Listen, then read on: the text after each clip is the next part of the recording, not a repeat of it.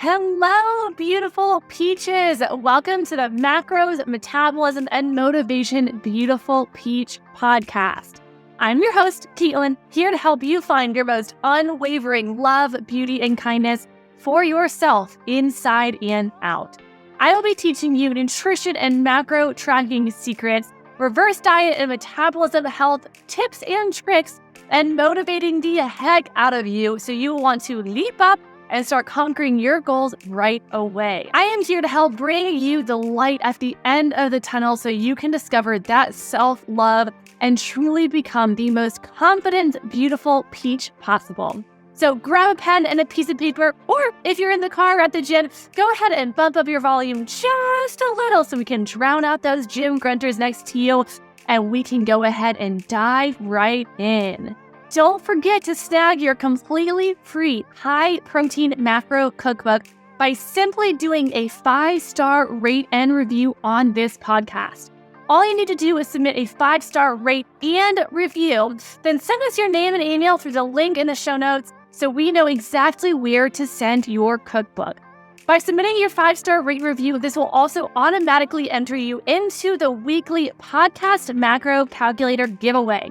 Every week, I give away a copy of my See You Schmidt macro calculator to one lovely winner who leaves an awesome 5-star rate and review.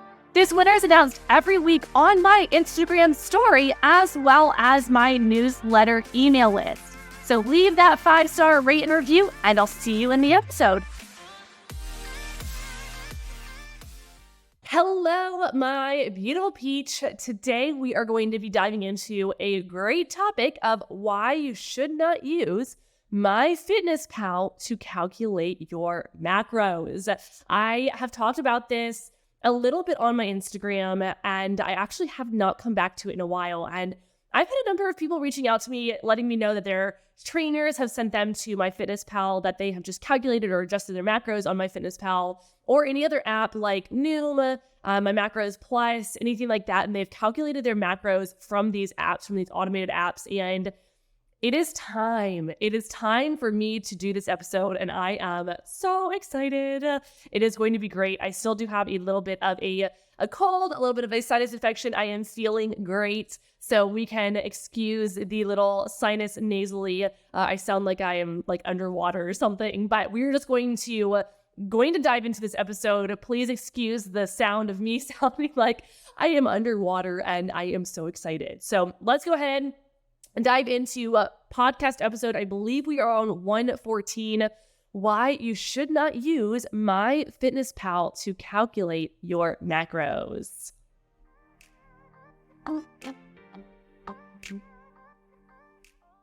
MyFitnessPal is not your nutrition coach. This goes for Noom. This goes for My Macros Plus. In reality, this goes for any other program or app that uses, or website, wink, wink, nudge, nudge. I know there are many of them out there that use just your height, your weight, your age, and activity factor to calculate your macros, okay? Now, what happens with these calculators? Why is this such a bad thing to type in your height, your weight, your age, and activity factor to calculate your macros? Let's say that your main goal right now is weight loss, okay?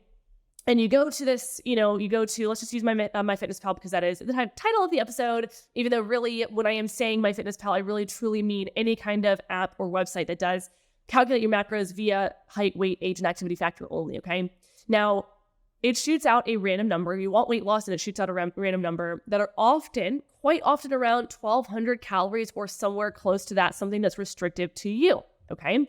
Now, there are two different things that can happen in this scenario. Number one, you have already been restricting your intake, so the numbers actually do absolutely nothing for you because they are mega low already, and now the app is just saying, hey, 1,200 calories, and you're like, well, I'm already eating that, and that's not going to make any kind of difference for you. Now, just because I feel like I need to say this does not mean to lower your macros anymore. This does not mean that you need to go down to 900 calories. I'm going to give you kind of some alternatives here. But number one, you've already been restricting your intake. MyFitnessPal shoots out this low calorie number and you're like, I'm already eating a low calorie number. It's not going to help you. Or you're already restricting your intake and it shoots out numbers that are actually higher than where you are currently sitting. And due to your metabolism being at a slower place from the years of dieting, you're actually going to see weight regain because the numbers that the calorie intake is giving you, whether you know how much you're currently eating or not. So maybe you're doing something like Optavia and you're like, I don't actually know how much I'm eating.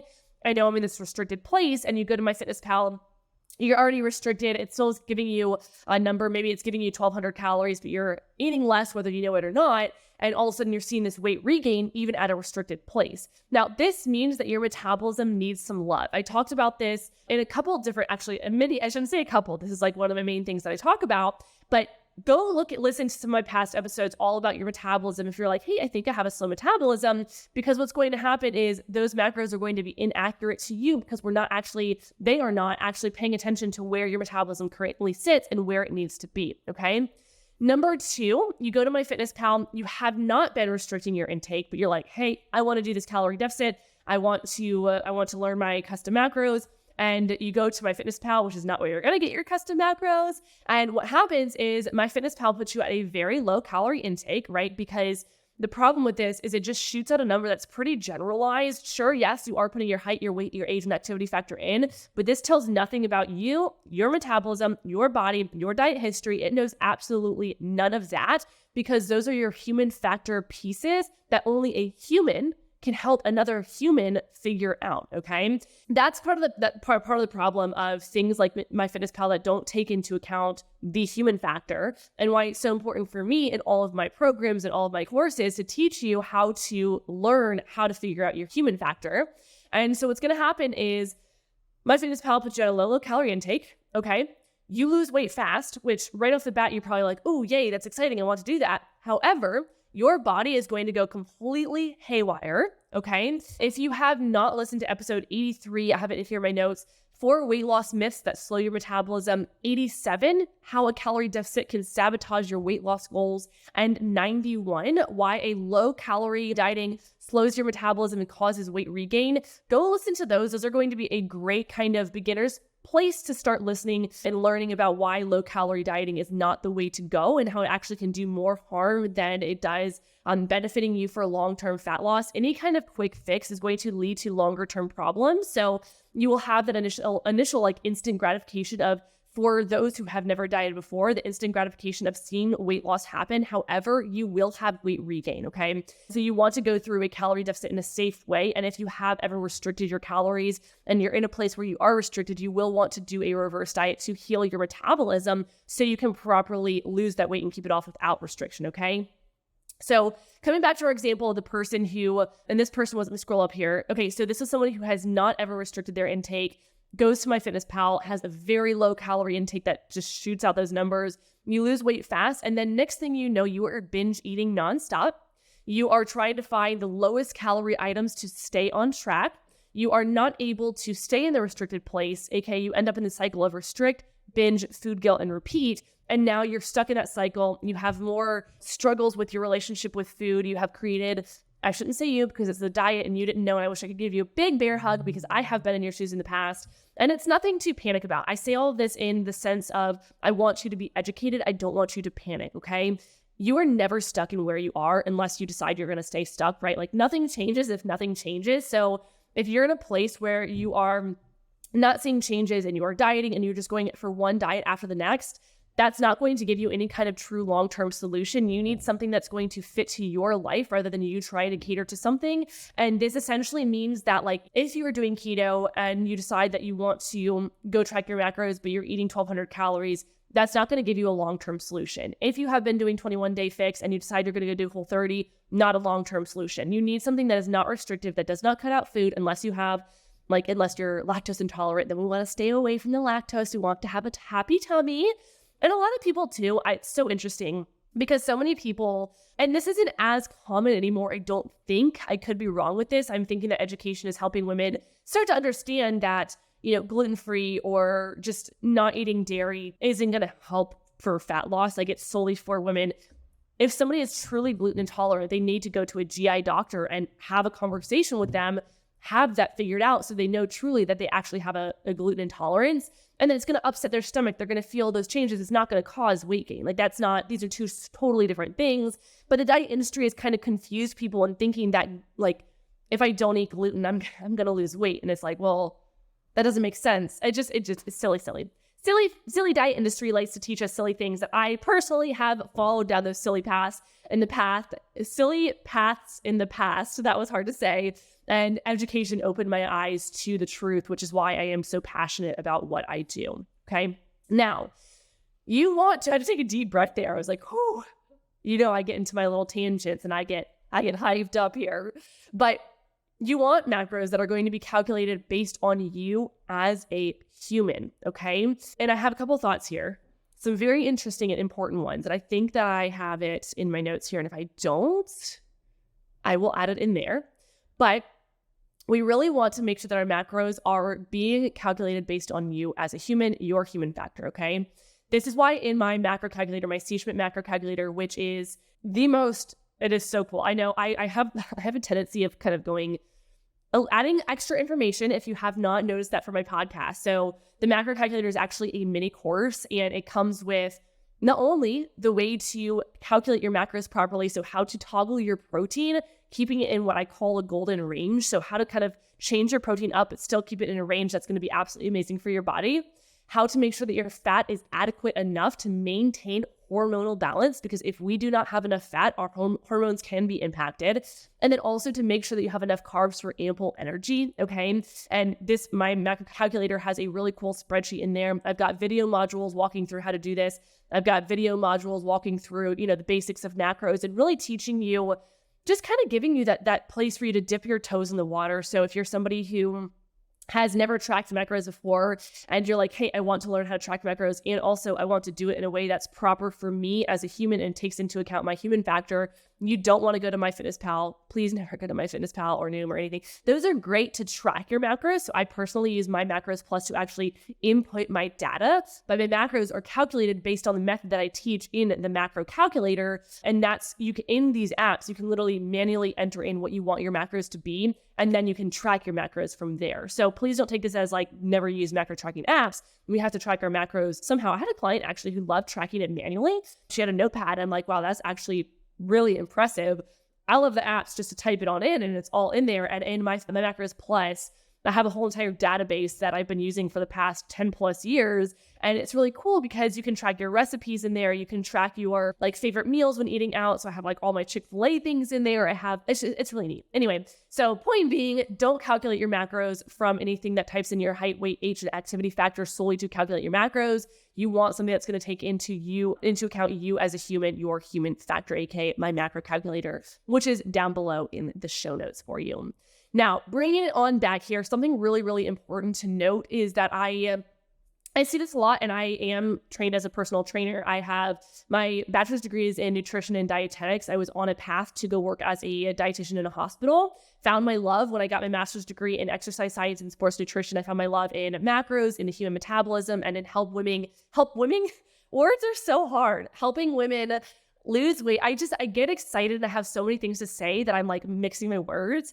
But my master's thesis is literally on reverse dieting, aka restoring your metabolism to help you lose weight sustainably without the restriction, and also the impact of the dieting world on our mentality. So this is my expertise. This is my favorite thing in the entire world. And also before I had that knowledge, I also was a personal trainer where I didn't have that knowledge, and I did not recommend macros to people because I did not have that high level knowledge. So just be aware of where you are getting your information, where you are getting your sources. Are they educated? Are they not? If they're not, maybe put them to the side and come hang out with me a little bit more. And I mean this in the nicest way. I just kind of want to give you that warning so you don't accidentally go down a path that you may not want to go down. I have a number of personal trainers and actually hospital dietitians who come to me because they are different levels of knowledge and different pieces. So I'm happy to share and teach, what I do. And they come to me for clients. And I have a dietitian who she was like, I need help losing weight. I want to learn about macros. I was like, I got you. Let's do this. And so I get it, right? We want to see those changes. And so we absolutely have to have the physical change. And also we want to have the mental and internal. They all three go together as one, which is why my clients get workouts, why they actually get the full, the full circle of all the different things, because we want to have the physical change, but we also want to feel the freedom around food. And also we want to be healing from the inside out. So you need all of them together. Okay. My clients do get workouts from me. And also I have a number of clients who also have personal trainers in addition, because they like to go into the gym and have somebody leading them, around the gym, and all are absolutely amazing. Okay. Now, when it comes to calculating macros, and I've talked about how we want to take into account our metabolic health, okay? So do you have a slow metabolism? Have you dieted in the past? Did the dieting impact your metabolism? We need to take into account that human factor, so your unique metabolic data and health history, okay? And my MyFitnessPal type things, generated calculators just can't take that into account. So think about it this way. This is one of my favorite ways to explain it, kind of two different ways here. So number one, every human has a different fingerprint.